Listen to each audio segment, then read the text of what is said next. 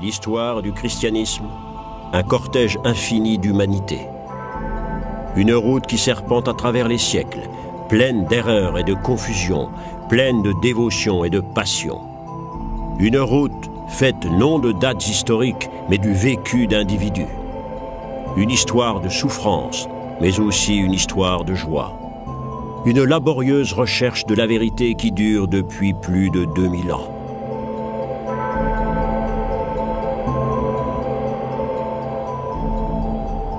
À la fin du XVIe siècle, le conflit entre protestants et catholiques était à son comble.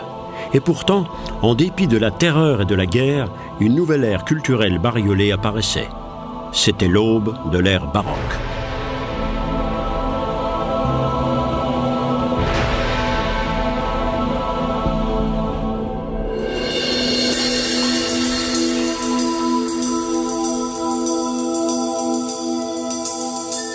Caprice enchanteur de la nature, rayonnant et précieux, le barroco est le nom donné de toute éternité par les Portugais à ces nacres irrégulières.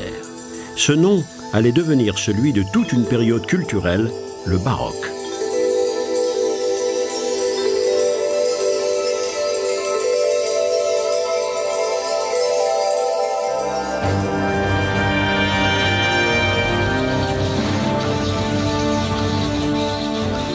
Theatrum Mundi, le théâtre du monde, est le qualificatif donné à la période qui couvre les XVIe et XVIIe siècles.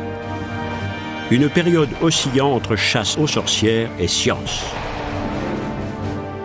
Entre joie de vivre et crainte de la mort. Des œuvres d'art couvertes d'or reflètent l'esprit de l'époque, la recherche des richesses terrestres et la reconnaissance de leur fugacité. Tout est vain, disait le poète André Gryphius. Jamais jusque-là la papauté ne s'était entourée ni parée d'une telle magnificence. L'Église étalait sa puissance avec ostentation. Avec cet art suspendu entre lumière et ténèbres, la foi et la superstition marchaient joug contre joug. Dieu et le diable pénétraient tous les aspects de la vie. L'ère baroque, une époque de recherche où l'homme explorait son monde et partait à sa propre découverte. Mais la menace était partout. Un conflit fratricide embrasait l'Europe, une lutte sanglante et sans merci entre les idées protestantes et le pouvoir catholique.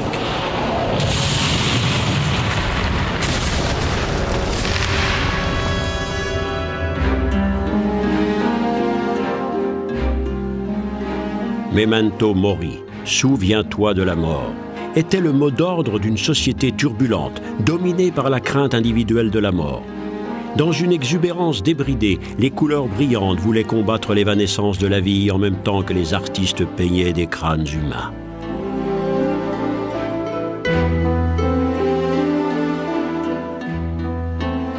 L'art posait le décor d'un théâtre vivant, conçu pour donner l'illusion d'un monde parfaitement ordonné, un monde où la mort, bien que cachée, n'était jamais loin.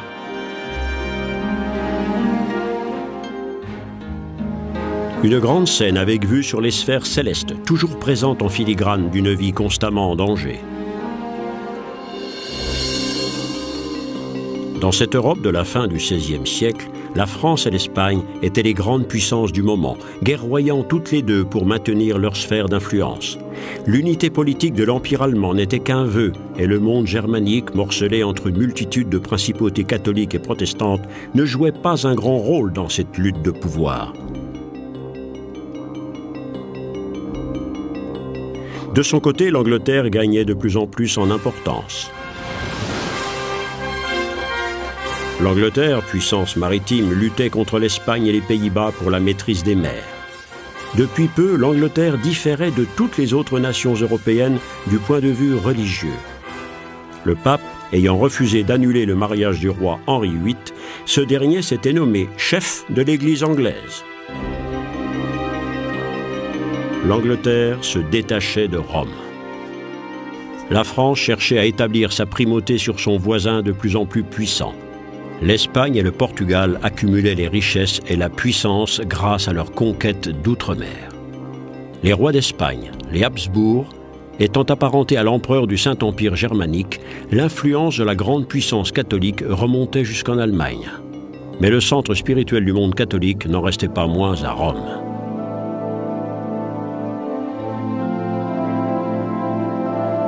Au début du XVIIe siècle, après des décennies de travaux, la cathédrale Saint-Pierre de Rome était consacrée.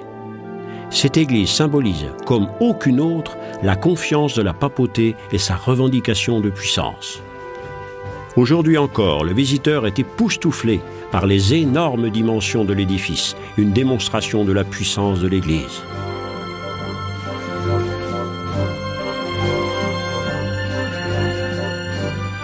Le trône papal a été élevé au-dessus du tombeau de l'apôtre Pierre. L'auvent baroque est le symbole de l'ombre du ciel sur terre. Pour avoir voulu tout cela, les papes avaient depuis longtemps, à cette époque, perdu leur influence politique. Ils n'en continuaient pas moins à revendiquer haut et fort la seule vraie interprétation de l'enseignement chrétien. Et pendant ce temps, l'argent continuait d'affluer dans les coffres de la papauté qui en transformait une partie en magnifiques édifices. Parmi les premières décisions de son pontificat, Alexandre VII avait donné pouvoir à l'architecte et sculpteur Gian Lorenzo Bernini de concevoir la place Saint-Pierre en se conformant aux propres idées du pape. Ce dernier voulait que cette place devienne le symbole d'une église décidée à triompher du protestantisme. Entourée par de puissantes colonnades, la place forme le centre de la ville et le centre du monde catholique.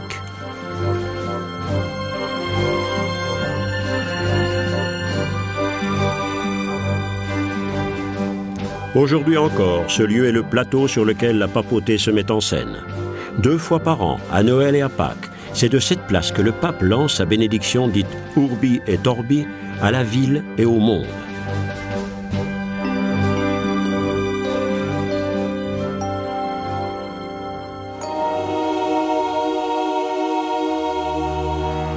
L'apparence baroque de Rome allait s'affirmer sous le pape Urbain VIII grâce au concours d'un brillant artiste.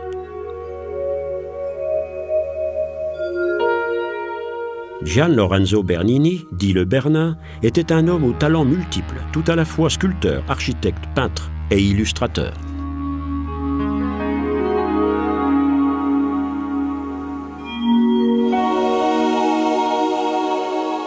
Sous les mains du Bernin, la pierre brute se transformait en forme fluide. Ses bustes révèlent une maîtrise unique. En un court instant, le temps d'un coup d'œil, il pouvait transmettre un état émotionnel à la pierre.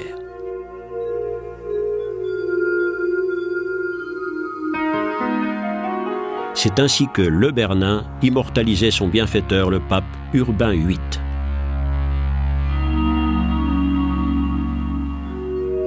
L'apparence de Rome allait être durablement marquée par le long règne de ce pape. Son ami le Bernin concevait des places d'où partaient en étoiles des avenues qui s'enfonçaient profondément dans le corps de la ville.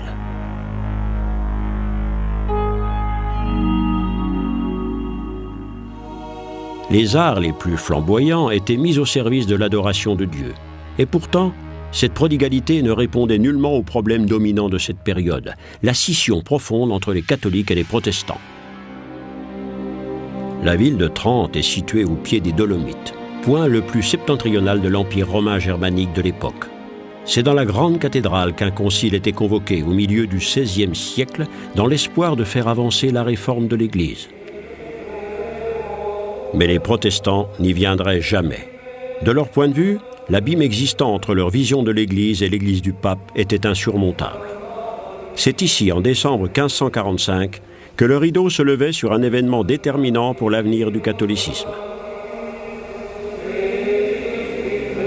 Pendant plusieurs années, les princes de l'Église se réunissaient ici sous l'autorité du pape.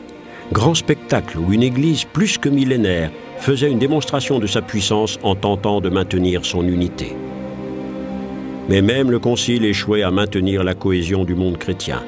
Bien plus, l'Église catholique organisait sa riposte contre le protestantisme, la contre-réforme. Les minutes du Concile sont aujourd'hui entreposées dans les archives du Vatican. Ces documents révèlent les mesures infaillibles discutées pour réformer l'Église.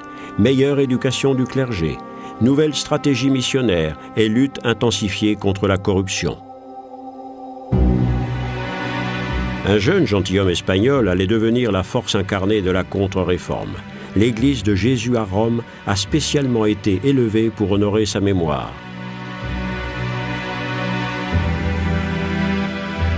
Ce cercueil contient toujours les restes mortels de l'homme qui a le plus influencé l'avenir de toute l'Église catholique, Ignace de Loyola.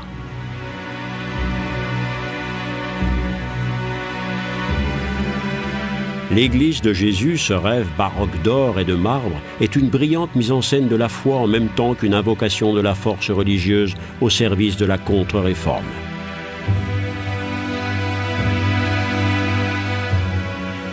Qui était cet Espagnol que l'Église catholique révère encore aujourd'hui comme un saint? Il était représentatif des jeunes nobles de son époque, le prototype de l'officier fier à bras. Un homme qui vivait de la guerre et s'épanouissait dans une vie de joyeux luron entre deux batailles. L'incroyable légende de saint Ignace de Loyola commençait, elle aussi, dans les tavernes malfamées et sur les champs de bataille.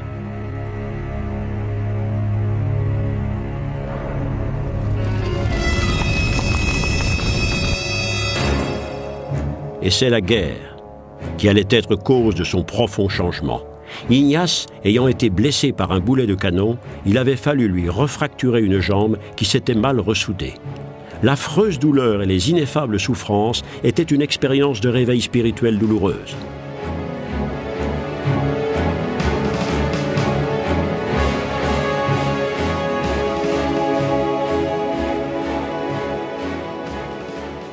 Le guerrier en armure devenait chevalier de la foi. Ignace se rendait au monastère de Montserrat, un vieux site de pèlerinage.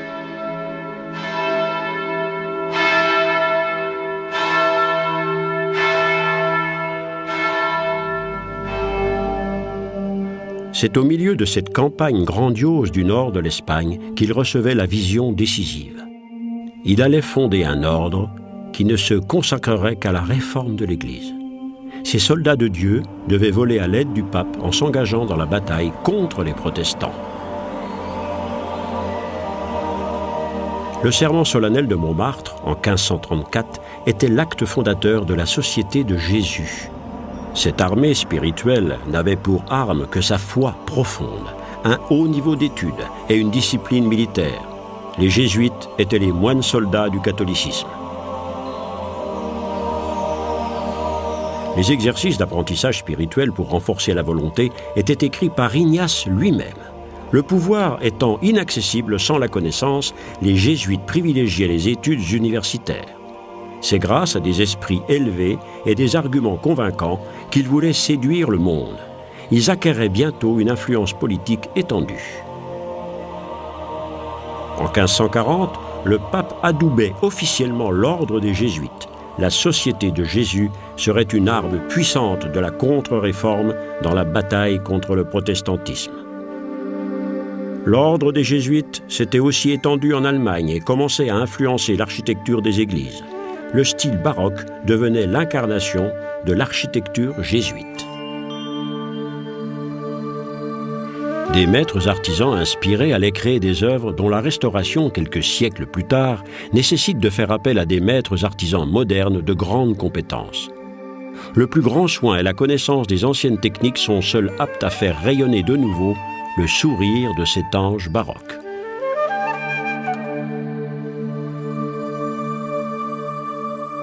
La dorure à la feuille d'or, plus mince qu'une couche de peinture, faisait partie de la pompe baroque. Sous ce manteau d'apparat se cachait le bois ou le plâtre sculpté. L'objet de toute cette attention était de créer une parfaite illusion. Le stuc, facilement malléable et meilleur marché que le marbre, était le matériau le plus fréquemment employé. Seul il permettait la réalisation de ces formes complexes données aux hôtes célestes. Un âge d'or pour les restaurateurs qui redonne vie à notre passé baroque.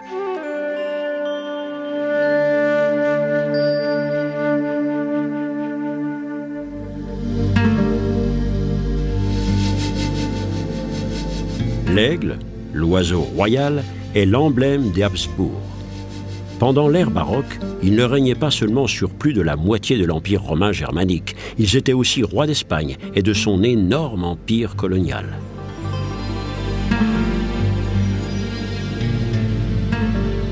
Posé comme un colosse en pierre sur les hauts plateaux de Castille, l'Escurial était le centre de cette grande puissance catholique. Cette construction ressemblait plus à un cloître ou à un mausolée qu'à un palais. Philippe II, qui avait fait construire cette sombre résidence, était un fanatique adversaire de la Réforme. Ses contemporains le décrivent comme un père soucieux de ses enfants et un homme impitoyable envers ses ennemis. C'est dans la crypte, au cœur de l'Escurial, que reposent les membres de la famille de Philippe. Philippe II d'Espagne, ce roi solitaire vivant au milieu de ses morts, était l'homme le plus puissant de son temps. Toujours austère et vêtu de noir, c'est d'ici qu'il gouvernait son immense empire, la superpuissance européenne. Toujours plongé dans la lecture de la Bible, il se confessait chaque jour.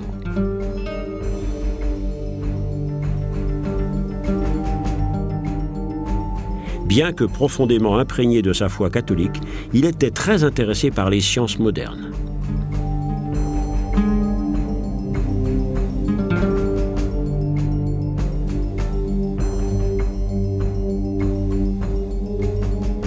Philippe prenait ses devoirs royaux très au sérieux. Chaque jour, pendant 8 heures, il dictait à ses secrétaires les dépêches et les lettres qu'il avait préparées au cours de la nuit.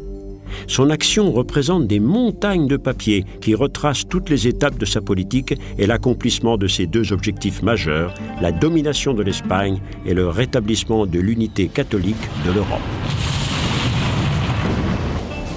Mais le rêve de Philippe s'abîmait dans une série de revers. Sa tentative d'envahir l'Angleterre échouait lamentablement. Sa grande armada, la plus puissante force maritime de son temps, se débandait et disparaissait aux 3/4 dans les vagues de la mer du Nord. Aux Pays-Bas, protestants et catholiques se rebellaient contre leur maître espagnol.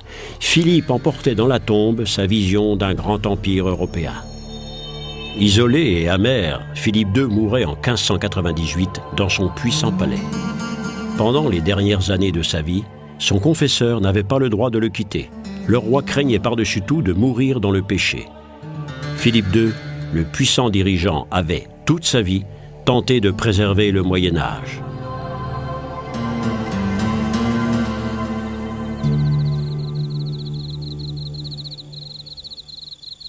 Sous l'ardent soleil du plateau de la Meseta, les traces de son catholicisme total sont encore visibles de nos jours.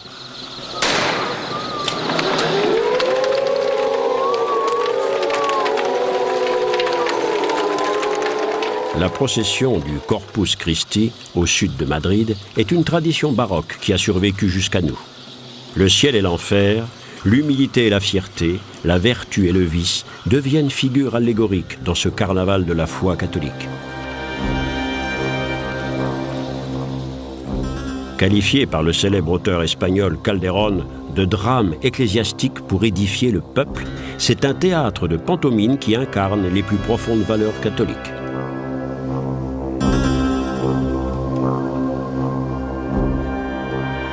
Déploiement de fêtes et chatoiement des couleurs disent la vieille histoire de la tentation et de la résistance, du péché et de l'innocence, expliquée en pantomime à des illettrés. Le rituel ecclésiastique, intensifié jusqu'à l'extase, était aussi éducation religieuse. Un phénomène typique de la contre-réforme catholique.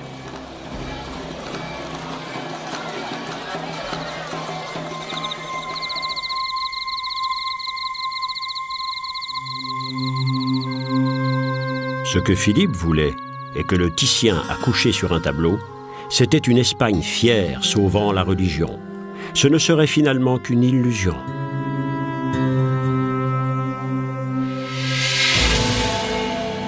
Au début du XVIIe siècle, le christianisme traversait une épreuve comme jamais il n'avait eu à y faire face auparavant.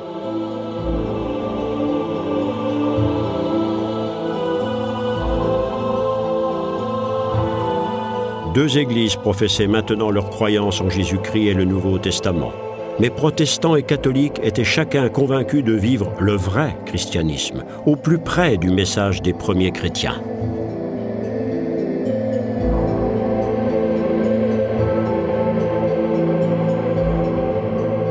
Pendant des siècles, cet affrontement amènerait les guerres, l'intolérance et le fanatisme. Il serait la source de l'oppression de pieux individus qui ne désiraient qu'une chose, vivre leur foi chrétienne, leur foi, alors que les autres essayaient de les convertir par la force brutale. Peut-être le christianisme a-t-il vécu là l'une des expériences les plus douloureuses de son histoire. L'histoire et le chemin parcouru en commun se partageaient en deux courants qui allaient développer chacun ses propres traditions culturelles.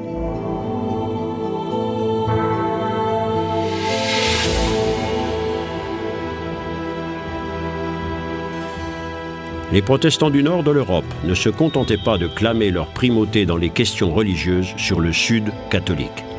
Le commerce créait les conditions de l'indépendance. Bientôt, son volume dépasserait celui du monde méditerranéen. Les ports de la façade atlantique entraient dans un nouvel âge d'or. Les richesses s'empilaient derrière les comptoirs des marchands. Une nouvelle bourgeoisie apparaissait. Sur d'eux, les individus prenaient leur destin en main.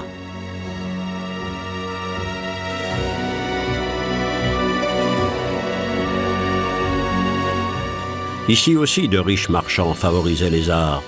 L'église Saint-Michel à Hambourg, en pur baroque protestant dans sa forme la plus évoluée, est l'un des grands centres du développement protestant. La parole biblique et son interprétation par le pasteur étaient maintenant au cœur du service religieux. La chaire se rapprochait du centre du sanctuaire.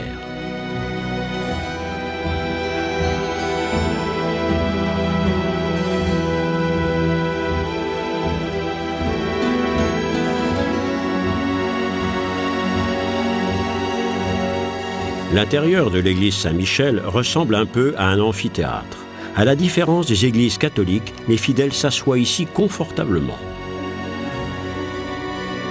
Toute la concentration va à la parole biblique et au sermon.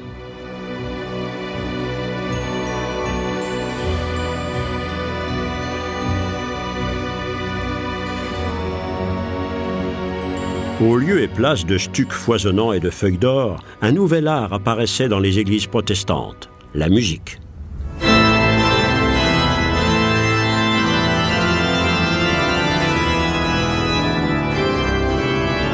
Jean-Sébastien Bach composait des œuvres liturgiques magistrales pour le culte protestant. Compositions pour orgue, cantates, passions, arrangements de polyphonie chorale, un opus grandiose illustrait le message de l'Évangile et la Bible avec des sons.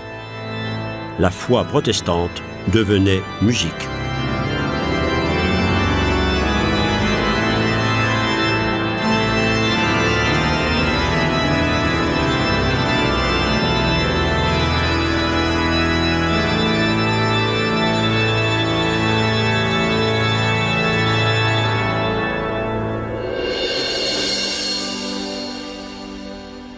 Tout au long de l'ère baroque, le protestantisme se répandait au-delà des frontières de l'Europe. Au commencement du XVIIe siècle, une vague d'émigration sans précédent roulait vers l'Amérique du Nord. Composée en grande majorité de groupes religieux marginaux, inspirés par les premiers idéaux chrétiens, ils allaient construire là-bas un nouveau foyer. Aujourd'hui, les États de l'Est américain sont toujours le reflet de ce développement. Ils allaient être fondés sur l'espoir de milliers de gens de retrouver ici la terre promise de la Bible. Un paradis sur terre au pays de tous les possibles, l'utopie pour tous. Le point de départ de ce développement fut le fait d'un petit groupe de gens dont le destin est resté à jamais dans les livres d'histoire.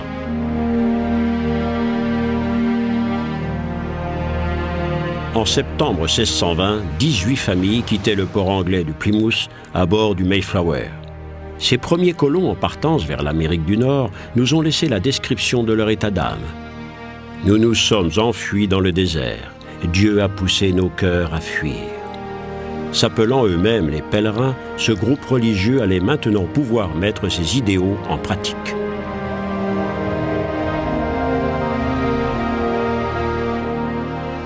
Ils étaient les élus de Dieu, s'échappant de l'esclavage comme les enfants d'Israël. Leurs pasteurs prêchaient avec ardeur leurs convictions puritaines.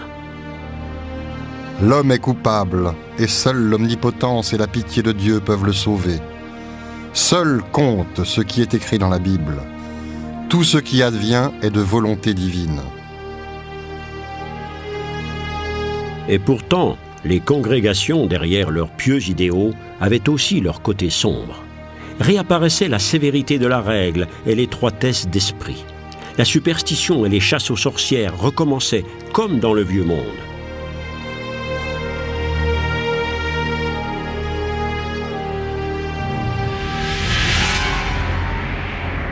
Le ciel et l'enfer, la foi et la superstition avaient profondément imprégné les âmes de l'ère baroque.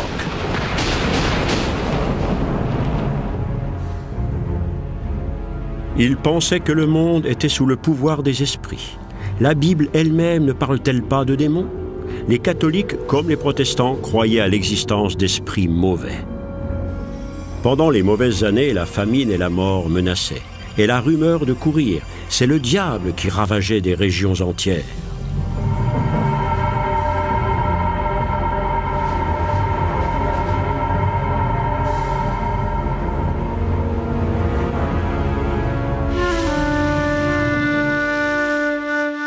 Dans les populations rurales particulièrement, la foi et superstition se combinaient jusqu'à former d'étranges croyances. La nature était aux mains de pouvoirs surnaturels et les individus étaient entièrement à leur merci.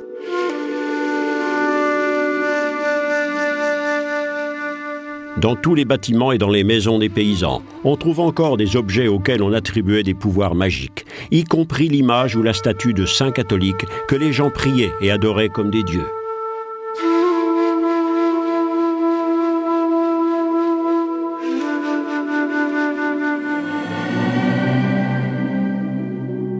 Chaque problème devait être soumis à un saint bien précis, selon une procédure spécifique, une espèce de rituel d'exorcisme.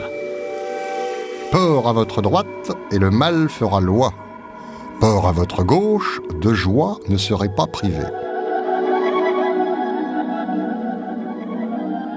Le porc était l'animal de l'oracle, celui qui suivait le vagabond aux yeux flamboyants. Les gens craignaient cet animal, même s'ils le nourrissaient. Le porc était habité par le diable, mais il pouvait aussi porter chance. Dans la deuxième moitié du XVIe siècle, un homme mystérieux allait incarner l'esprit de son temps. Avant tout visionnaire, il laissait à sa mort un testament qui, encore de nos jours, est source de nombreuses questions et polémiques. Nostradamus avait lu dans les étoiles la venue d'une apocalypse. Une comète allait tomber sur la Terre et une tempête de feu détruirait tout.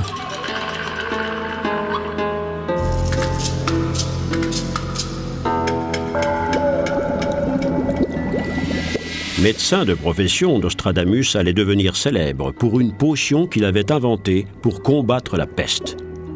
Mais Michel de Nostredame faisait à la fois pratique de décoction et cherchait la pierre philosophale.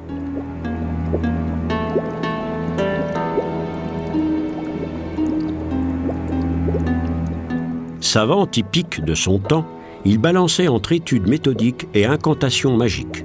Ses activités d'alchimiste étaient mal vues de l'Église, mais il s'acquérait le soutien des puissants. Catherine de Médicis, reine de France, était tombée sous le charme du prophète. Cette reine de France allait plonger le pays dans une horrible guerre civile, jetant l'un contre l'autre les catholiques et les huguenots, comme s'appelaient les protestants français. Dans la nuit de la Saint-Barthélemy 1572, des milliers de protestants étaient assassinés à Paris, sur ordre de Catherine. Ce massacre était le prélude d'un siècle d'oppression entrecoupé d'une période de tolérance à la fin de laquelle les protestants étaient finalement chassés de France. Ils émigraient aux Pays-Bas et dans le nord de l'Allemagne, où leur était accordée la liberté de culte. À Bad Karlshafen, sur la rivière Weser, environ 4000 huguenots en exil s'installaient, apportant avec eux tout leur savoir-faire d'artisans expérimentés. Sens de l'urbanisme, architecture savamment ordonnée, tout droit sorti de la planche à dessin baroque, Bad Karlshafen allait devenir un centre de commerce florissant. Les dirigeants protestants d'Allemagne espéraient bien que les Huguenots donneraient une nouvelle impulsion aux affaires. D'autres centres allaient ainsi se développer dans ces États. «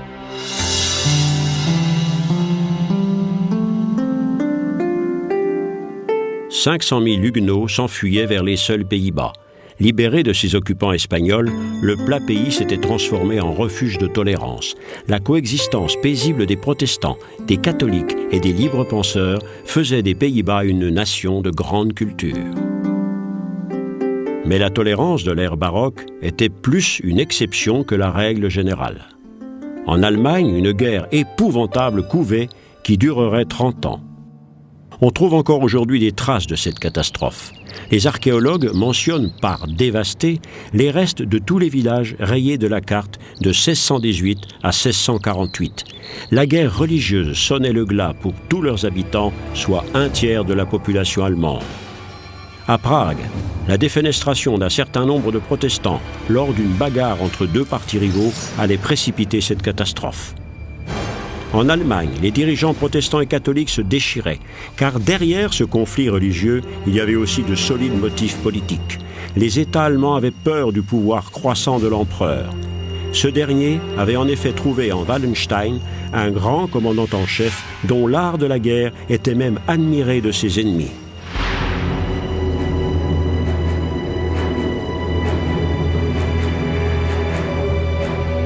Les batailles pour la terre, le pouvoir et la religion prenaient une nouvelle dimension dans l'horreur. Comme il n'existait aucune logistique d'approvisionnement dans aucune de ces énormes armées, la soldatesque se livrait au vol et au pillage. Et la guerre continuait de plus belle. Le pays tout entier était dévasté, la famine et la peste étaient le lot commun.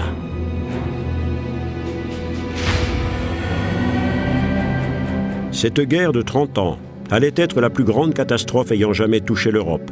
La souffrance de la population civile allait atteindre les dimensions de loin supérieures à celles des guerres précédentes. Elle ferait 7 millions de morts.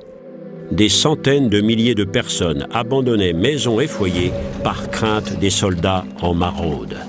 La paix ne retombait qu'avec l'épuisement total de tous les partis, sans vainqueur ni vaincu.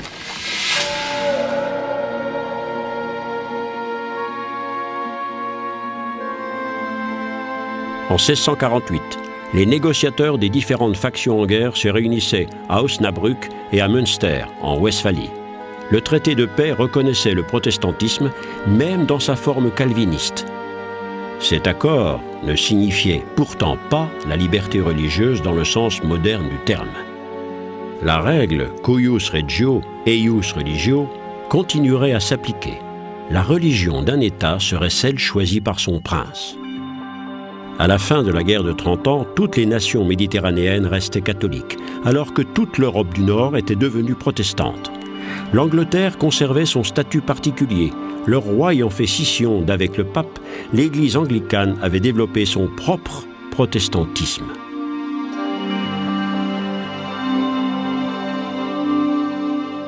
Séquelle lointaine de cette guerre, la ligne de démarcation entre les religions coupe toujours l'Allemagne en deux. Le Sud est majoritairement catholique, alors que le Nord et l'Est sont majoritairement protestants.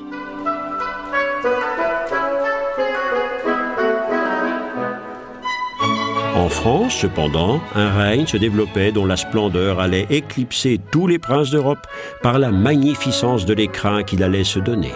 Versailles. Ce château était le théâtre voulu par une monarchie qui resterait dans l'histoire sous le qualificatif d'absolutiste. Rien ni personne, à part Dieu, ne pouvait se placer au-dessus du roi, ce que Louis XIV traduisait par « l'État, c'est moi ». Louis obligeait l'aristocratie française à prendre résidence à Versailles, faisant ainsi étalage de sa puissance et en état de l'exercer pleinement. Presque 40 000 personnes s'affairaient à l'entretien de cette énorme cour. Les princes de l'Europe regardaient avec envie vers la France et la fameuse Galerie des Glaces et essayaient d'imiter ce style plein de grâce et de noblesse. Architecture, peinture, musique, danse, jeux d'eau, Versailles était une immense académie des arts. Et au cœur de cet immense écrin régnait le roi Soleil, Louis le XIVe, le maître absolu.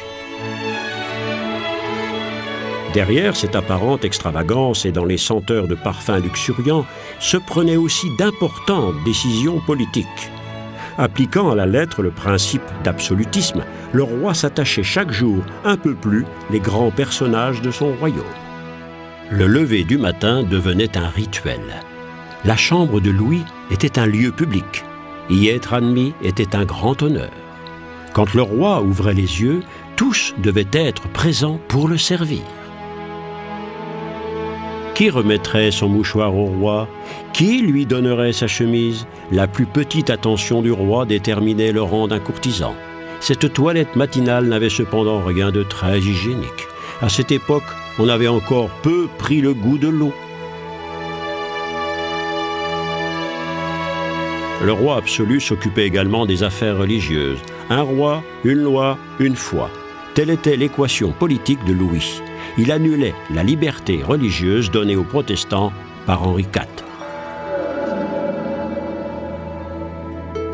La belle-sœur de Louis, Lise de Palatinat, allait être un témoin précieux des faits et gestes à la cour du grand monarque catholique. Lise avait été mariée au frère de Louis, un mariage de convenance politique. La noble Allemande était isolée à la cour de France. Déversant son désespoir dans les innombrables lettres qui partaient vers sa vaste parentèle, elle y faisait une description unique de la vie intérieure de cette cour. La princesse cultivée correspondait aussi avec les grands savants et portait un regard critique sur les grands problèmes de son temps.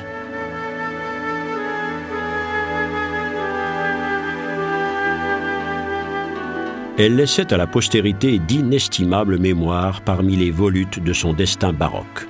Ces 60 000 lettres étaient la réflexion d'une femme profondément intéressée par son époque.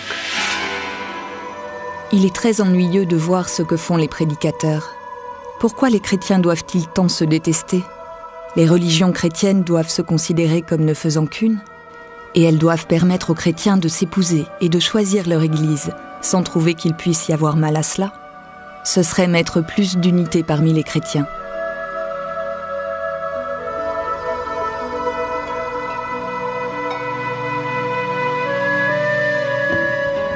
Ces idées allaient survivre à l'ère baroque. À la même époque, alors que des centaines de milliers d'individus mouraient sur les champs de bataille en Europe, des nouvelles sciences apparaissaient. L'astronomie élargissait l'horizon mental des hommes. La vieille image du monde commençait à s'estomper. L'homme et la Terre n'étaient plus au centre de l'univers. On découvrait de nouvelles planètes et l'éternité. Les mathématiques et la géométrie mettaient de l'ordre dans le chaos. Mais toute science restait encore une expérience sacrée et devait être glorification des travaux de Dieu.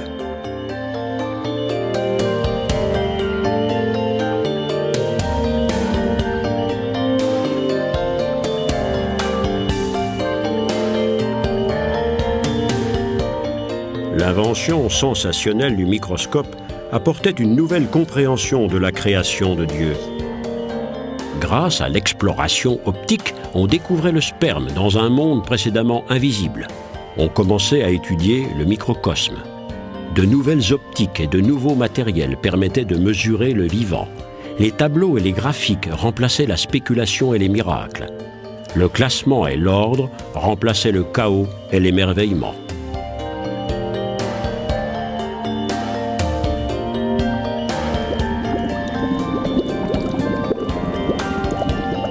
L'alchimie, vieille science médiévale, vivait ses dernières heures.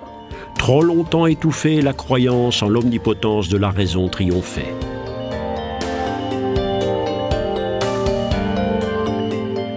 Leibniz, le grand savant universel, l'exprimait en disant que les gens vivent dans le meilleur des mondes possibles, parce que son créateur est indulgent et qu'on peut mesurer ce Dieu par des moyens logiques. Descartes trouvait la réponse à sa quête de certitude absolue dans la pensée pure. Cogito ergo sum. Je pense, donc je suis. Il exprimait ainsi toute la confiance de la philosophie baroque en la raison humaine.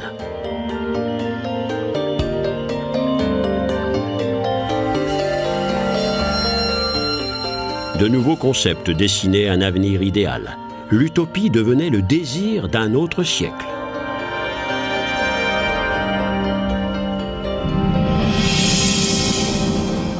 les continents les plus lointains étaient découverts les uns après les autres. La nouvelle vision du monde allait être une nouvelle étape pour le christianisme. Des jésuites partaient en mission jusqu'au Japon. Les naturalistes se frayaient un chemin au milieu des forêts les plus denses, les plus impénétrables. Une religion rencontrait d'autres dieux.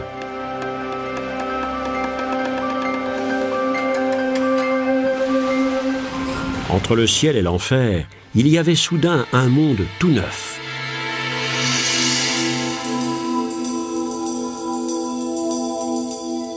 Barocco, l'irrégulier, l'anacre des profondeurs avec son miroitement de forme et son modelé naturel. Un petit trésor dont la beauté nous séduit au premier coup d'œil. Telle était la période baroque, fascinante et mystérieuse à la fois.